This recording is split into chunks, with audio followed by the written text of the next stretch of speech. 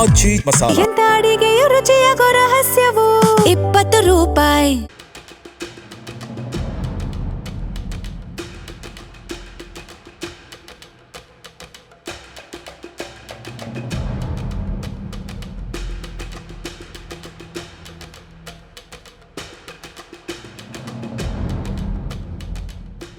ಇಂದು ಭಾರತದಲ್ಲಿ ಮಹಿಳೆಯರ ಸಾಂಪ್ರದಾಯಿಕ ಉಡುಗೆ ಎಂದಾಕ್ಷಣ ನಮ್ಮ ಕಣ್ಣ ಮುಂದೆ ಮೊದಲು ಬರುವುದು ಸೀರೆ ಮತ್ತು ಅದಕ್ಕೆ ಹೊಂದುವ ಬ್ಲೌಸ್. ಮದುವೆಯಾಗಿರಲಿ, ಹಬ್ಬವಾಗಿರಲಿ ಅಥವಾ ಯಾವುದೇ ಶುಭ ಸಮಾರಂಭವಾಗಿರಲಿ, ಬ್ಲೌಸ್ ಇಲ್ಲದ ಸೀರೆಯನ್ನ ಊಹಿಸಿಕೊಳ್ಳುವುದೇ ಕಷ್ಟ. ಆದರೆ ಒಂದು ಕ್ಷಣ ಯೋಚಿಸಿ ನೋಡಿ, ಈ ಬ್ಲೌಸ್ ಎಂಬ ಉಡುಪು ನಿಜವಾಗಿಯೂ ಸಾವಿರಾರು ವರ್ಷಗಳಿಂದ ಭಾರತೀಯ ಸಂಸ್ಕೃತಿಯ ಭಾಗವಾಗಿತ್ತೆ ಅಥವಾ ಅದು ನಂತರದ ಕಾಲದಲ್ಲಿ ಬಂದಿದೆ.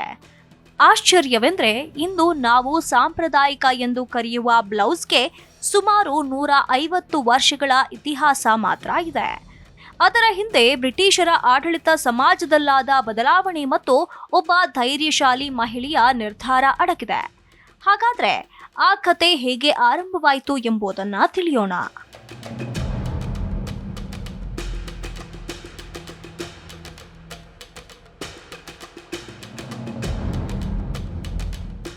ಸಾವಿರಾರು ವರ್ಷಗಳ ಹಿಂದೆ ಭಾರತೀಯ ಮಹಿಳೆಯರು ಹೇಗೆ ಉಡುಪು ಧರಿಸುತ್ತಿದ್ರು? ಭಾರತೀಯ ಉಡುಪು ಸಂಸ್ಕೃತಿಯ ಇತಿಹಾಸ ಅತ್ಯಂತ ಪುರಾತನವಾಗಿದೆ. ಸಿಂಧೂ ಕಣಿವೆ ನಾಗರಿಕತೆಯಿಂದ ಆರಂಭಿಸಿ ವೇದಗಳ ಕಾಲ, ಮೌರ್ಯ, ಗುಪ್ತ ಹಾಗೂ ಚೋಳರ ಕಾಲದವರೆಗೂ ಮಹಿಳೆಯರು ಮುಖ್ಯವಾಗಿ ಹೊಲಿಗೆ ಇಲ್ಲದ ಬಟ್ಟೆಗಳನ್ನು ಧರಿಸುತ್ತಿದ್ರು. ಆ ಕಾಲದಲ್ಲಿ ಇಂದಿನ ರೀತಿಯ ಬ್ಲೌಸ್ ಅಥವಾ ಪೆಟಿಕೋಟ್ ಎಂಬ ಕಲ್ಪನೆಯೇ ಇರಲಿಲ್ಲ. ಒಂದು ಉದ್ದದ ಬಟ್ಟೆಯನ್ನ ದೇಹಕ್ಕೆ ವಿವಿಧ ರೀತಿಯಲ್ಲಿ ಸುತ್ತಿಕೊಂಡು ಧರಿಸುವ ಪದ್ಧತಿಯೇ ಸಾಮಾನ್ಯವಾಗಿತ್ತು. ಭಾರತದ ವಿವಿಧ ಪ್ರದೇಶಗಳಲ್ಲಿ ಸೀರೆ ಉಡುವ ವಿಧಾನವು ವಿಭಿನ್ನವಾಗಿತ್ತು. ಎಲ್ಲೆಡೆ ಒಂದೇ ರೀತಿಯ ಡ್ರೆಸ್ ಕೋಡ್ ಇರಲಿಲ್ಲ. ಜನರು ತಮ್ಮ ಹವಾಮಾನ, ಕೆಲಸ, ಸ್ಥಳೀಯ ಸಂಸ್ಕೃತಿ ಮತ್ತು ಅನುಕೂಲಕ್ಕೆ ತಕ್ಕಂತೆ ಉಡುಗೆಯನ್ನ ಆಯ್ಕೆ ಮಾಡುತ್ತಿದ್ರು. ಹಾಗಾದ್ರೆ ಇದಕ್ಕೆ ಸಾಕ್ಷಿಗಳೇನು? ಈ ವಿಷಯ ಕೇವಲ ಊಹೆಯಲ್ಲ. ಭಾರತದ ಹಲವು ಐತಿಹಾಸಿಕ ಸ್ಮಾರಕಗಳು ಇದಕ್ಕೆ ಸಾಕ್ಷಿಯಾಗಿವೆ. ಮಧ್ಯಪ್ರದೇಶದ ಸಾಂಚಿ ಸ್ತೂಪ, ಬಾರ್ಹುತ್ ಸ್ತೂಪ, ಆಂಧ್ರ ಪ್ರದೇಶದ ಅಮರಾವತಿ ಶಿಲ್ಪಗಳು, ಮಹಾರಾಷ್ಟ್ರದ ಅಜಂತಾ ಗುಹೆಗಳ ಚಿತ್ರಗಳು ಹಾಗೂ ತಮಿಳುನಾಡಿನ ಹಲವು ದೇವಾಲಯಗಳ ಶಿಲ್ಪಗಳಲ್ಲಿ ಮಹಿಳೆಯರ ಉಡುಗೆ ಸ್ಪಷ್ಟವಾಗಿ ಕಾಣಿಸುತ್ತದೆ. ಈ ಕಲಾಕೃತಿಗಳಲ್ಲಿ ಹೆಚ್ಚಿನ ಮಹಿಳೆಯರು ಹೊಲಿಗೆ ಇಲ್ಲದ ಬಟ್ಟೆಗಳನ್ನು ಧರಿಸಿರುವುದು ಗೋಚರಿಸುತ್ತದೆ. ಇದರಿಂದ ಆ ಕಾಲದಲ್ಲಿ ಹೊಲಿದ ಬ್ಲೌಸ್ ಸಾಮಾನ್ಯ ಉಡುಪಾಗಿರಲಿಲ್ಲ ಎಂಬುದನ್ನ ಇತಿಹಾಸಕಾರರು ಹೇಳುತ್ತಾರೆ.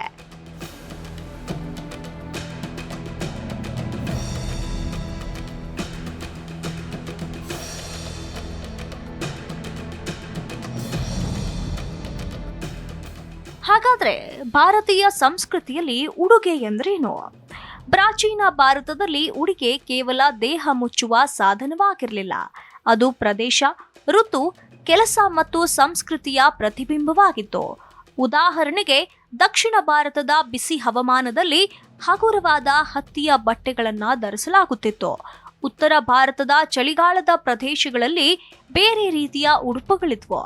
ಇಂದಿನಂತೆ ಎಲ್ಲರಿಗೂ ಒಂದೇ ಮಾದರಿಯ ಉಡುಪು ಧರಿಸಬೇಕು ಎಂಬ ನಿಯಮ ಇರಲಿಲ್ಲ. ಮಹಿಳೆಯರು ತಮ್ಮ ಅನುಕೂಲಕ್ಕೆ ತಕ್ಕಂತೆ ಸೀರೆಯನ್ನ ವಿವಿಧ ರೀತಿಯಲ್ಲಿ ಧರಿಸುತ್ತಿದ್ರು. ಹಾಗಾದ್ರೆ ಬ್ರಿಟಿಷರ ಆಗಮನದ ನಂತರ ಬದಲಾಗಿದ್ದೇನೋ?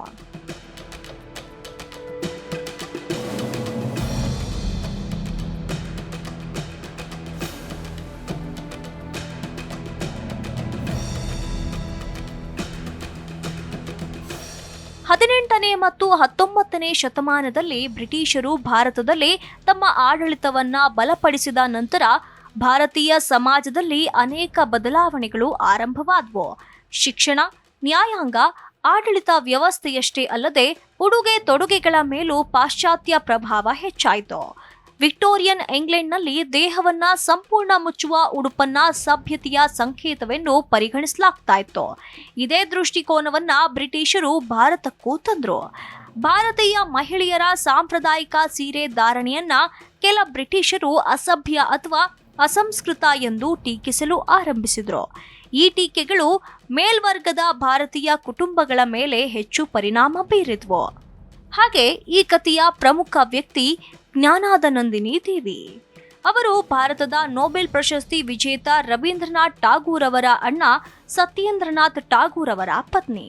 ಸತ್ಯೇಂದ್ರನಾಥ್ ಟಾಗೂರ್ ಭಾರತೀಯ ನಾಗರಿಕ ಸೇವೆ ಅಂದ್ರೆ ICS ಪರೀಕ್ಷೆಯಲ್ಲಿ ಉತ್ತೀರ್ಣರಾದ ಮೊದಲ ಭಾರತೀಯರಲ್ಲಿ ಒಬ್ಬರು. ಈ ಕಾರಣದಿಂದ ಅವರ ಕುಟುಂಬಕ್ಕೆ ಪಾಶ್ಚಾತ್ಯ ಸಮಾಜದೊಂದಿಗೆ ಹೆಚ್ಚು ಸಂಪರ್ಕವಿತ್ತು. ಜ್ಞಾನದಾನಂದಿನಿ ದೇವಿ ಆ ಕಾಲದಲ್ಲೇ ಅತ್ಯಂತ ಪ್ರಗತಿಪರ ಚಿಂತನೆಯ ಮಹಿಳೆಯಾಗಿದ್ರು. ಮಹಿಳೆಯರ ಶಿಕ್ಷಣ, ಸ್ವಾತಂತ್ರ್ಯ ಮತ್ತು ಸಮಾಜದಲ್ಲಿ ಅವರ ಪಾಲ್ಗೊಳ್ಳುವಿಕೆಗೆ ಅವರು ಬೆಂಬಲ ನೀಡುತ್ತಿದ್ರು. ಒಮ್ಮೆ ಜ್ಞಾನಾದನಂದಿನಿ ದೇವಿ ಸಾಂಪ್ರದಾಯಿಕ ಬಂಗಾಳಿ ಶೈಲಿಯಲ್ಲಿ ಸೀರೆ ಧರಿಸಿ ಬ್ರಿಟಿಷ್ ಕ್ಲಬ್ಗೆ ಹೋಗಿದ್ರು. ಆದರೆ ಅವರ ಉಡುಗೆ ಯುರೋಪಿಯನ್ ಮಾನದಂಡಕ್ಕೆ ಹೊಂದಿಕೆಯಾಗುವುದಿಲ್ಲ ಎಂಬ ಕಾರಣಕ್ಕೆ ಅವರಿಗೆ ಪ್ರವೇಶ ನಿರಾಕರಿಸಲಾಯಿತು ಎನ್ನುವ ಪ್ರಸಿದ್ಧ ಐತಿಹಾಸಿಕ ಉಲ್ಲೇಖವಿದೆ. ಈ ಘಟನೆ ಅವರ ಮೇಲೆ ಆಳವಾದ ಪರಿಣಾಮ ಬೀರಿತು. ಆದರೆ ಅವರು ಸೀರೆಯನ್ನ ಬಿಟ್ಟು ಪಾಶ್ಚಾತ್ಯ ಉಡುಪು ಧರಿಸುವ ನಿರ್ಧಾರ ಮಾಡಲಿಲ್ಲ. ಬದಲಾಗಿ ಭಾರತೀಯ ಸಂಪ್ರದಾಯ ಉಳಿಸಿಕೊಂಡೇ ಹೊಸ ರೀತಿಯ ಸೀರೆ ಧಾರಣೆಯನ್ನ ರೂಪಿಸುವ ಆಲೋಚನೆ ಮಾಡಿದ್ರು. ತಮ್ಮ ಪತಿ ಕೆಲಸ ಮಾಡುತ್ತಿದ್ದ ಬಾಂಬೆ ನಗರಕ್ಕೆ ತೆರಳಿದಾಗ ಜ್ಞಾನಾದನಂದಿನಿ ದೇವಿ ಅಲ್ಲಿನ ಪಾರ್ಸಿ ಮಹಿಳೆಯರ ಸೀರೆ ಧರಿಸುವ ವಿಧಾನವನ್ನ ಗಮನಿಸಿದ್ರು. ಪಾರ್ಸಿ ಮಹಿಳೆಯರು ಸೀರೆಯ ಜೊತೆಗೆ ಹೊಲಿದ ಬ್ಲೌಸ್, ಒಳಲಂಗ ಹಾಗೂ ಹೆಗಲ ಮೇಲೆ ಚೆನ್ನಾಗಿ ಪಿನ್ ಮಾಡಿದ ಸೆರಗು ಬಳಸುತ್ತಿದ್ರು. ಈ ವಿಧಾನ ಹೆಚ್ಚು ಆರಾಮದಾಯಕವಾಗಿತ್ತು ಮತ್ತು ಸಾರ್ವಜನಿಕವಾಗಿ ಸಂಚರಿಸಲು ಅನುಕೂಲಕರವಾಗಿತ್ತು. ಇದೇ ಶೈಲಿಯನ್ನ ಅವರು ಬಂಗಾಳಿ ಮಹಿಳೆಯರ ಅಗತ್ಯಕ್ಕೆ ಅನುಗುಣವಾಗಿ ಬದಲಾಯಿಸಿದ್ರು. ಜ್ಞಾನಾದನಂದಿನಿ ದೇವಿ ಪರಿಚಯಿಸಿದ ಈ ಹೊಸ ವಿಧಾನವನ್ನ ನಂತರ ಬ್ರಾಹ್ಮಿಕ ಸೀರೆ ಎಂದು ಕರೆಯಲಾಯಿತು. ಇದರಲ್ಲಿ ಹೊಲಿದ ಬ್ಲೌಸ್, ಪೆಟಿಕೋಟ್ ಮತ್ತು ಹೆಗಲ ಮೇಲೆ ಪಿನ್ ಮಾಡಿದ ಸೆರಗು ಪ್ರಮುಖ ಲಕ್ಷಣವಾಗಿದ್ವು. ಈ ಶೈಲಿಯು ಮಹಿಳೆಯರಿಗೆ ಆತ್ಮವಿಶ್ವಾಸದಿಂದ ಹೊರಗೆ ಓಡಾಡಲು ಸಹಾಯ ಮಾಡಿತು. ಸೀರೆಯನ್ನ ಪದೇ ಪದೇ ಸರಿಪಡಿಸಬೇಕಾದ ತೊಂದರೆ ಕಡಿಮೆಯಾಯಿತು. ಶಾಲೆ, ಕಚೇರಿ, ರೈಲು ಪ್ರಯಾಣ ಹಾಗೂ ಸಾರ್ವಜನಿಕ ಕಾರ್ಯಕ್ರಮಗಳಲ್ಲಿ ಭಾಗವಹಿಸುವುದು ಸುಲಭವಾಯಿತು. ಈ ಬದಲಾವಣೆ ಕೇವಲ ಬಟ್ಟೆಯ ಬದಲಾವಣೆಯಾಗಿರಲಿಲ್ಲ, ಅದು ಮಹಿಳೆಯರ ಸಾಮಾಜಿಕ ಸ್ಥಾನಮಾನದಲ್ಲೂ ದೊಡ್ಡ ಬದಲಾವಣೆ ತಂದಿತು. ಶಿಕ್ಷಣ ಪಡೆಯುತ್ತಿದ್ದ ಮತ್ತು ಉದ್ಯೋಗಕ್ಕೆ ಹೋಗುತ್ತಿದ್ದ ಮಹಿಳೆಯರಿಗೆ ಹೊಸ ಸೀರೆ ಶೈಲಿ ಹೆಚ್ಚು ಅನುಕೂಲಕರವಾಯಿತು. ಮಹಿಳೆಯರು ಸಾರ್ವಜನಿಕ ಜೀವನದಲ್ಲಿ ಹೆಚ್ಚು ಸಕ್ರಿಯರಾಗಲು ಈ ಉಡುಗೆ ಸಹಕಾರಿಯಾಯಿತು. ಆದ್ದರಿಂದ ಅನೇಕ ಇತಿಹಾಸಕಾರರು ಇದನ್ನ ಭಾರತದ ಮಹಿಳಾ ಸ್ವಾತಂತ್ರ್ಯದ ಸಾಂಸ್ಕೃತಿಕ ಮೈಲಿಗಲ್ಲುಗಳಲ್ಲೊಂದು ಎಂದು ಪರಿಗಣಿಸಿದ್ರು.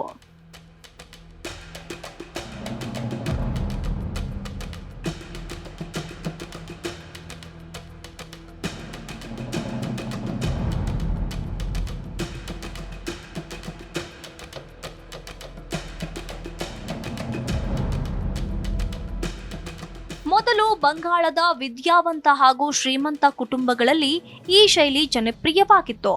ನಂತರ ಬ್ರಿಟಿಷ್ ಭಾರತದ ವಿವಿಧ ನಗರಗಳಾದ ಬಾಂಬೆ, ಮದ್ರಾಸ್, ಮೈಸೂರು, ಪುಣೆ ಮತ್ತು ದೆಹಲಿಗೆ ಇದು ಹರಡಿತು. ಕಾಲಕ್ರಮೇಣ ಪ್ರತಿ ರಾಜ್ಯವು ತನ್ನದೇ ಆದ ಬ್ಲೌಸ್ ವಿನ್ಯಾಸಗಳನ್ನು ರೂಪಿಸಿತು.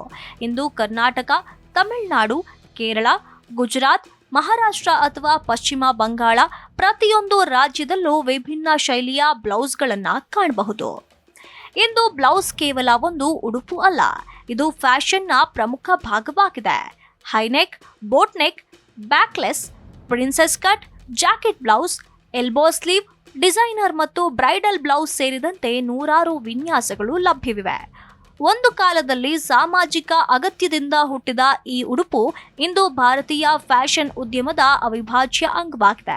ಆದ್ದರಿಂದ ಇಂದು ನಾವು ಸಾಂಪ್ರದಾಯಿಕ ಎಂದು ಭಾವಿಸುವ ಬ್ಲೌಸ್ ವಾಸ್ತವವಾಗಿ ಭಾರತೀಯ ಸಂಪ್ರದಾಯದ ಪಾರ್ಸಿ ಉಡುಗೆ ಶೈಲಿ, ಬ್ರಿಟಿಷರ ವಸಾಹತು ಕಾಲದ ಸಾಮಾಜಿಕ ಬದಲಾವಣೆ ಮತ್ತು ಜ್ಞಾನದಾನಂದಿನಿ ದೇವಿಯಂತಹ ಪ್ರಗತಿಪರ ಮಹಿಳೆಯ ದೂರದೃಷ್ಟಿಯ ಸಂಯೋಜನೆಯ ಫಲವಾಗಿದೆ. ಒಂದು ಸಣ್ಣ ಉಡುಪಿನ ಹಿಂದೆಯೂ ಇಷ್ಟೊಂದು ದೊಡ್ಡ ಇತಿಹಾಸ ಅಡಗಿದೆ ಎಂಬುದೇ ಇದರ ವಿಶೇಷತೆ. ಇದೇ ಕಾರಣಕ್ಕೆ ಬ್ಲೌಸ್ ಕೇವಲ ಫ್ಯಾಷನ್ ಅಲ್ಲ, ಭಾರತೀಯ ಸಮಾಜದ ಬದಲಾವಣೆಯ ಕಥೆಯೂ ಹೌದು.